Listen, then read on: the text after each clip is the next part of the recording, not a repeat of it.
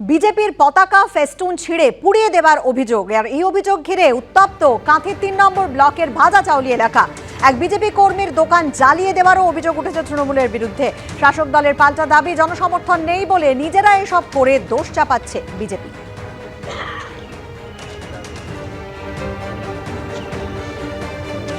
উত্তপ্ত কাঁথি ৩ নম্বর ব্লকের ভাজাচাউলি এলাকা, সেখানে বিজেপির পতাকা ফেস্টুন ছিঁড়ে পুড়িয়ে দেওয়ার অভিযোগ উঠেছে। এক বিজেপি কর্মীর দোকান জ্বালিয়ে দেওয়ারও অভিযোগ উঠেছে তৃণমূলের বিরুদ্ধে।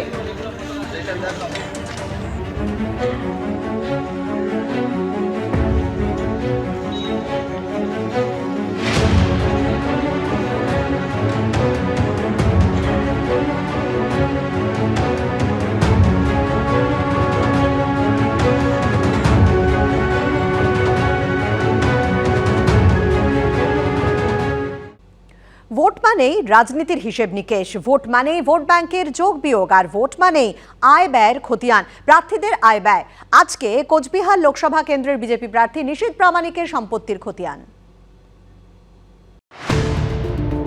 নাম ঘোষণার পর থেকে আর সময় নষ্ট করেননি, জোর কদমে শুরু করে দিয়েছেন প্রচার। কখনো কোচবিহারের প্রসিদ্ধ মদনমোহন মন্দিরে পুজো, কখনো জনতা জনার্দনের সঙ্গে জনসংযোগ। গত 21শে মার্চ মনোনয়নপত্র জমা দিয়েছেন মোদী মন্ত্রিসভার সদস্য।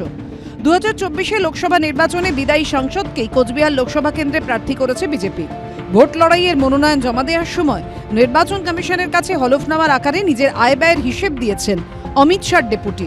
22-23 সালে কোচবিহারের বিদায়ী সাংসদ মোট আয় করেছেন 12,34,574 টাকা। মনোনয়ন পেশের সময় নিশীথের হাতে নগদ ছিল 40,150 টাকা, স্ত্রীর হাতে নগদ ছিল 5,210 টাকা। ব্যাংক অ্যাকাউন্টে প্রার্থীর নামে জমা আছে 8,35,139 টাকা, স্ত্রীর অ্যাকাউন্টে জমা 15,200 টাকা। জীবন বীমা সহ বিভিন্ন সঞ্চয় প্রকল্পে নিশীথের সঞ্চয় 30 লক্ষ টাকা, স্ত্রীর জীবন বীমার অঙ্ক 5 লক্ষ টাকা। বিজেপি প্রার্থীর কোনো গাড়ি নেই, তবে সোনার গয়না সহ দামি অলংকার আছে 2,97,000 টাকার, স্ত্রীর গয়নাগাটি আছে 5,70,000 টাকার। সব মিলিয়ে বিজেপি প্রার্থীর মোট অস্থাবর সম্পত্তির পরিমাণ 49,20,289 টাকা। তার স্ত্রীর অস্থাবর সম্পত্তির পরিমাণ 10,90,410 টাকা। শুধু অস্থাবর সম্পত্তিই নয়, হলফনামায় স্থাবর সম্পত্তিরও হিসেব দিয়েছেন নিশীথ প্রামাণিক। বিজেপি প্রার্থী জানিয়েছেন তাঁরও স্ত্রীর নামে রয়েছে অকৃষি জমি, তার নামে রয়েছে 550 বর্গফুটের একটি বাড়ি। জমি ও বাড়ির বর্তমান বাজার মূল্য 45 লক্ষ টাকা। স্থাবর অস্থাবর মিলিয়ে নিশীথ প্রামাণিকের সম্পত্তির পরিমাণ 92,22,289 টাকা। প্রার্থীর স্ত্রীর স্থাবর অস্থাবর সম্পত্তি আছে 12,90,410 টাকার।